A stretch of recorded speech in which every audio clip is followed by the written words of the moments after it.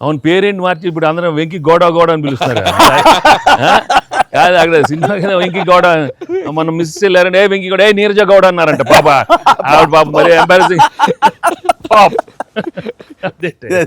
Excellent.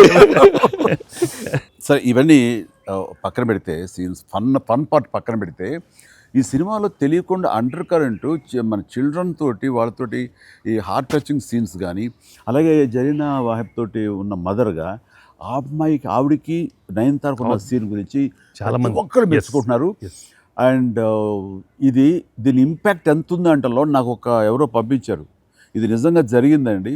3 నెలలు బట్టి divorce ఇద్దామని చెప్పేసి ఒక ఫ్యామిలీ అనుకుంటున్న విడిపోదామని, ఈ సినిమా చూసిన తర్వాత విడివిడిగా వాళ్ళు తిరిగి మళ్ళీ ఫోన్ చేసుకుని మళ్ళీ కలిసిపోయి ఇలాంటివి అక్కర్లేదు అన్నారు. దానికి ప్రధానమైన కారణం ఏంటంటే మదర్ సెంటిమెంట్. మదర్ అంటుంది కదా, భార్యాభర్తలు ఏదైనా వాళ్ళకి డిస్ప్యూట్స్ ఉంటే వాళ్ళిద్దరి మధ్య వాళ్ళు తేల్చుకోవాలమ్మా, అంతేగాని మూడో వ్యక్తి యొక్క ప్రమేయం అనేది కరెక్ట్ ఉండకూడదు. అట్లాగా అన్నందుకు ఆ సీన్ నువ్వు రాసినందుకు hats off sir, thank you. And చాలా బాగుంది.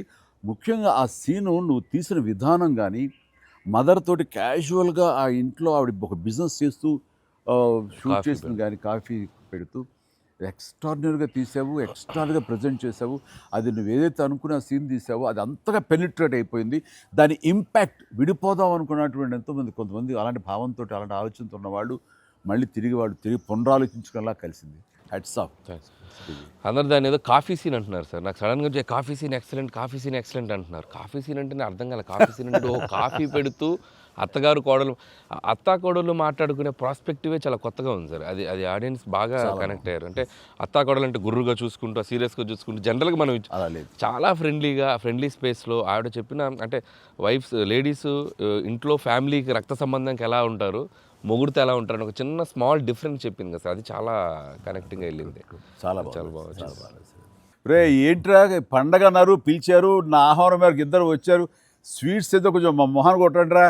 ఇక తిండే కదయ్యా, మాట్లాడుకుంటూ తిన్నావు, నీకు దామే పడినట్లాగా చూస్తుంటే బాగా అది హోమ్ మేడ్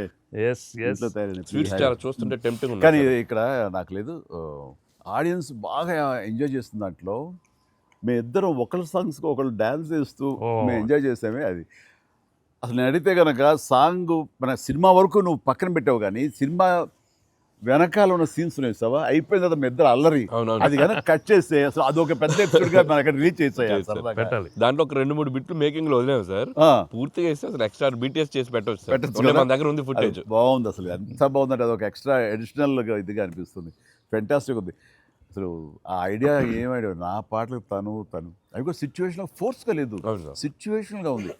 నువ్వు అనుకున్నా రాదమ్మా తను దిగదు, నేను ఎందుకు రాదు అని రామచిలకమ్మ అది సెలెక్ట్ చేయటం. అండ్ నాకు ఓన్లీ ప్రాబ్లం ఏమైందంటే అది అసలు సూపర్ డూపర్ రేటు. మీరేమన్నా అసలు ఆ గ్రేస్ఫుల్గా చేయటం ఇది ఎక్కడ ఇప్పుడు నేను అలా కరెక్ట్గా చేయాలి. చెప్తాను, హుక్ స్టెప్ బాగుంది, బాగా చేసాం. అది అప్రోప్రియేట్ టైంలో అది మన ఫంక్షన్ ప్రీ-రిలీజ్ ఫంక్షన్ జరుగుతుండగా ఒక్కసారిగా మీకు ఉత్సాహం, మీకు అసలు క్లూ లేదు కదా ఏం సాంగ్ అలా కూర్చొని ఆ బీట్ రాగానే వెంకీ లేచి డాన్స్ చేసేసరికి మొత్తం దాని ఇంపాక్ట్ వలన టోటల్ సినారియో మారిపోయింది. అది ఇట్ వాజ్ ఎక్స్ట్రాడినరీ. దాంట్లో అసలు మీరు దిస్ ఇస్ నథింగ్ కదండి. అసలు హుక్ స్టెప్ కాదు, తెలుగు ఇండస్ట్రీలో ఇప్పుడు ఏ సినిమాలో అయినా ఒక హుక్ స్టెప్ ఉండటం అనేది మీరు చేయటం, అక్కడ అప్పుడు అందరూ ఫాలో చేయటం, అది ఒక ట్రెండే.